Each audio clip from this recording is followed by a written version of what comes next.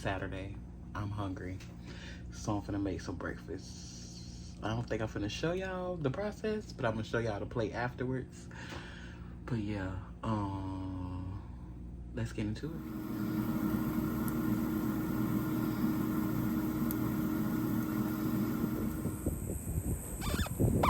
Am I showing it? I think it's showing up on the video. Oh, there you go. It's a black snake. What kind of? Oh, he's moving out. Where is he going? Oh my gosh, but where is he going? He's like going by my house. Sir, ma'am. Oh my gosh.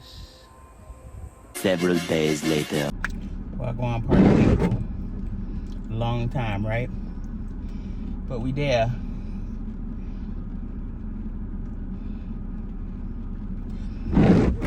It's day one of the hurricane. And as a Floridian, we outside. Now the hurricane just hit Florida. I just looked this up. First of all, as a true Floridian, I didn't even know it was a hurricane coming. A Floridian that does not watch the news. Secondly, they closed down the schools and stuff. So you know how that goes. But I actually have a doctor's appointment today with a new potential primary care doctor, and they said they open. So as a Floridian, I'm going. So yeah, y'all journey with me. Ooh, I need to comb this hair and cut it. But yeah, let me figure out where I'm going, and we'll talk later.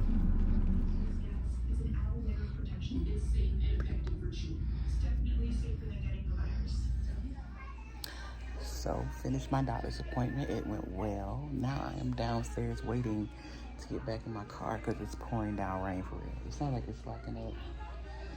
So I can make a run for it and get in my car. But I'm going to talk to y'all when I get in my car.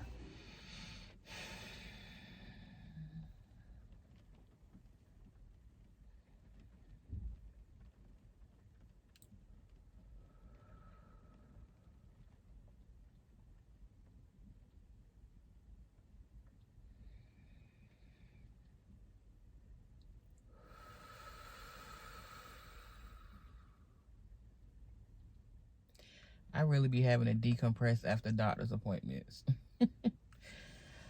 Ooh,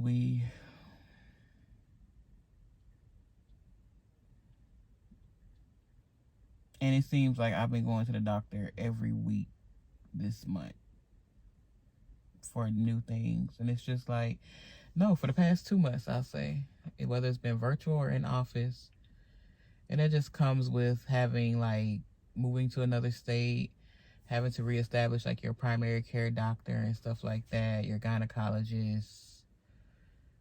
Yeah, and then the lab work that those people order in order to, you know, get an idea of your health and everything like that. And then you have the follow-up appointments. It's like for the past 2 months, I've been going to doctors, and I feel a way about it. Which way I feel about it, I don't know. I feel good that I am taking the proactive steps with my health, because that's one thing I was telling my therapist, is that in my family we only went to the doctor when something was wrong. It was never like a proactive thing for the most part. Like we did like the physicals and stuff like that you need to be in school, but as far as just seeing like, hey, I just need a wellness check, we didn't really do that kind of stuff. And then when I saw my parents go to the doctor or go to the hospital, was always in response to something being wrong. You know, it's more like emergency situations.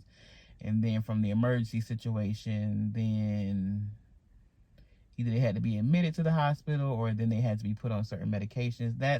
That's been my idea of doctors. And then personally, when I always did go to a doctor, they were always just like, your ailment is your fat. So I could have a runny nose and they'd be like, yeah, if you just lose weight, your nose will stop running. So that. So dealing with those two psychological things of you only go to the doctor when something is wrong, and then they ain't gonna listen to you anyway. They just gonna look at your body and tell you that the problem is you're fat, regardless of your other symptoms. So I've been kind of combating that. So every time I go to the doctor, regardless of how pleasant the experience is, I be having to decompress, and that's what I'm doing. And it's actually fitting that it's raining right now, and it's nobody outside really, for real. They shut the city down for this hurricane, child, even though the hurricane ain't here. I'm not sure where it went, but I'll look at a forecast. But yeah, on that front, I am very proud of myself for showing up and being proactive. On the other part, this doctor, which is going to be, we're testing him out for the role of my primary care doctor. He wants to put me on another medication, and I feel a way about that for my blood pressure. Because my blood pressure has been significantly lower than it was before when I first was diagnosed with high blood pressure in like 2021.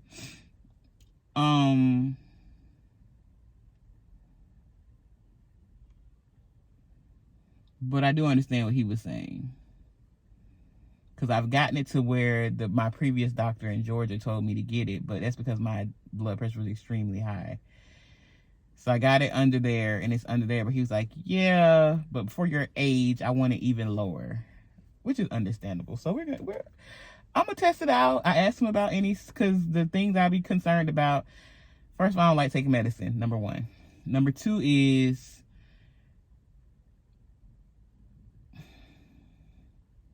learning to put your trust in professionals.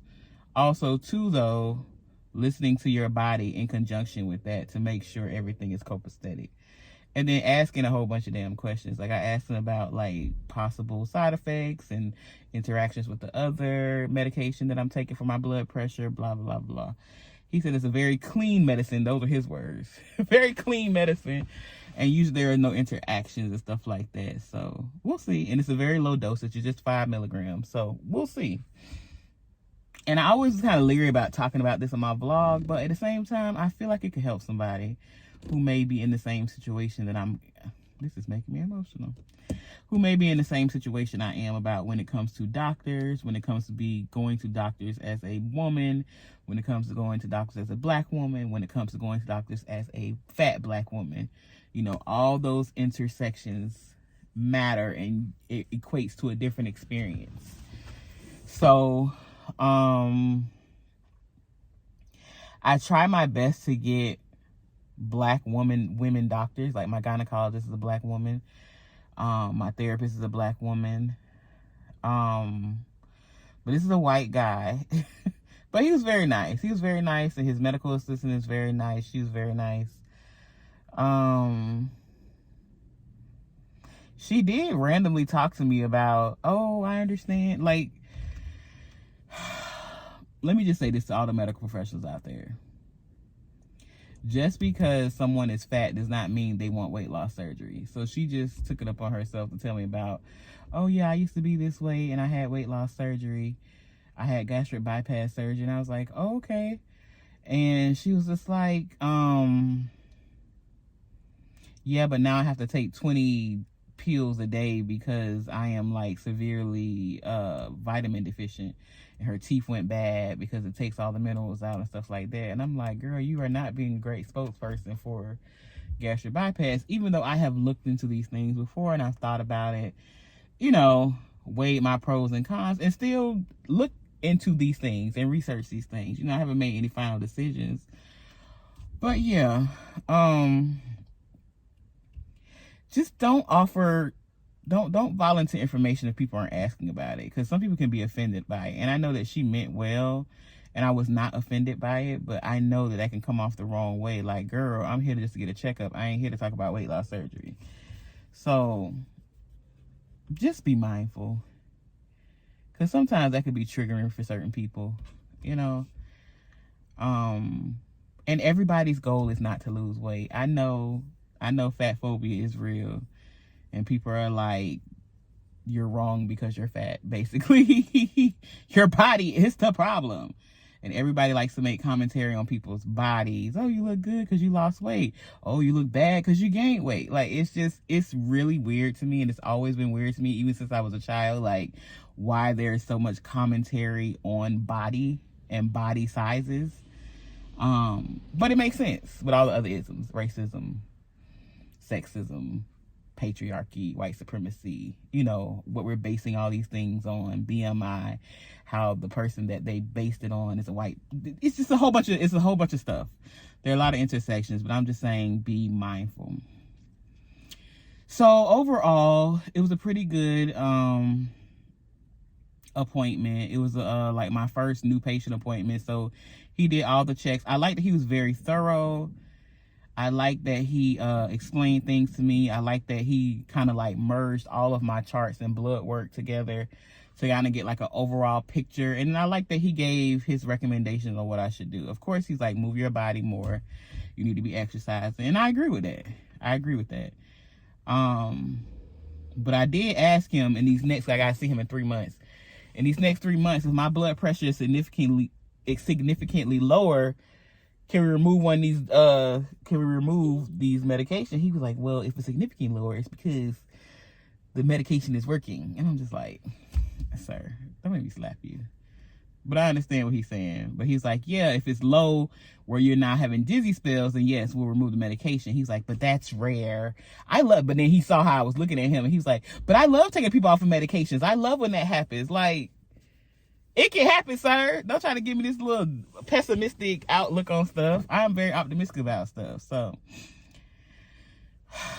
but doctors, they're very, you know, they try to be very scientific. But overall, his bedside manner was cool. He's fine. I like the office. It's clean. It's professional. I felt comfortable.